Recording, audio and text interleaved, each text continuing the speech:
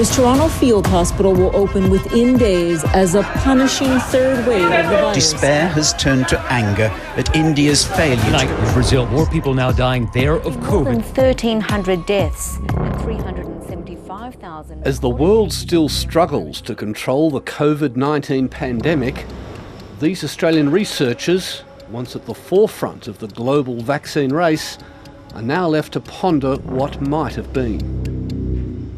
It was really coming back to work in January that, I think it really hit me then that coming into work and not having that purpose. 4 inlets, large volumes.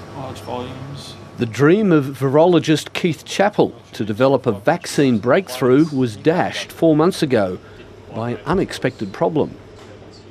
With people dying, doses in the freezer, it's so frustrating. We pulled the team together here at UQ to reveal that information, and a more devastated group you couldn't imagine.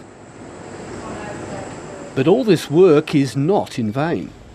This year it's just been sort of getting back onto the horse. We're working on actually several vaccine programs here in my lab. When reports first emerged out of China last year about a new coronavirus, Keith Chappell knew his life's work would be thrust into the international spotlight. We wanted to be ready if something ever occurred. We just didn't imagine it would be to this extent and happen so quickly. Keith Chappell was one of the inventors of an exciting piece of vaccine technology, the new molecular clamp, just the sort of tool that could be used to fast-track a COVID breakthrough.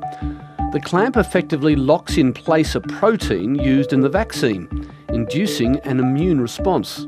Beginning of 2020, we had that in the toolbox, and that's the one we went with. The clamp uses tiny fragments of protein from the HIV virus.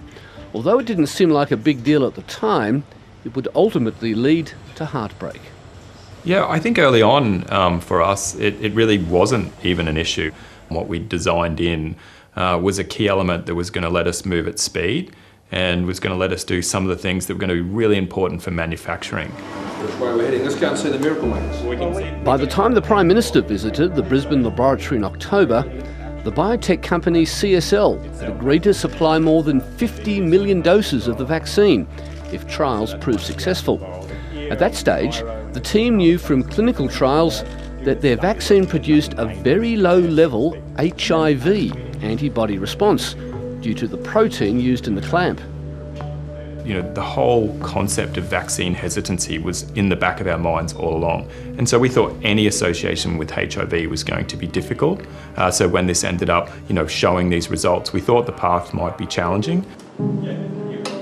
But because there was no chance of HIV infection, the researchers didn't think the problem would spell the end of their vaccine program. Up until the moment that the rug was pulled out from under us, that was our mindset. This is a good vaccine, this is a safe vaccine, let's get it out there, let's save some lives. In early December came the sober realisation that they'd hit a brick wall.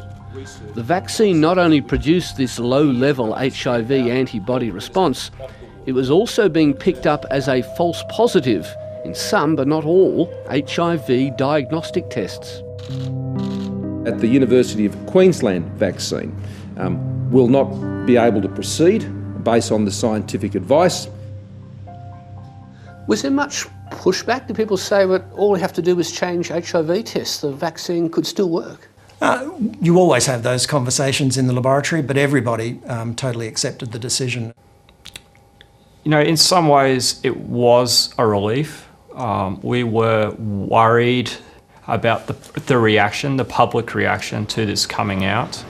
So we knew that we could use this approach to basically do the manufacturing. So you see this. UQ's molecular clamp is now being re-engineered, this time without the troublesome HIV protein fragments and without the mad rush. So what we've been doing over the last few months is exploring those options as to what else can we put in its place to achieve the same effect. And we're having some positive results there. And how many other options have you found? We've been testing about 20. Most recently, there are more than that, but 20 first cabs off the rank, and there are a few in that are looking promising. We will go back in for round 2, I guess, and hopefully we can come up with a second vaccine that'll be of assistance somewhere.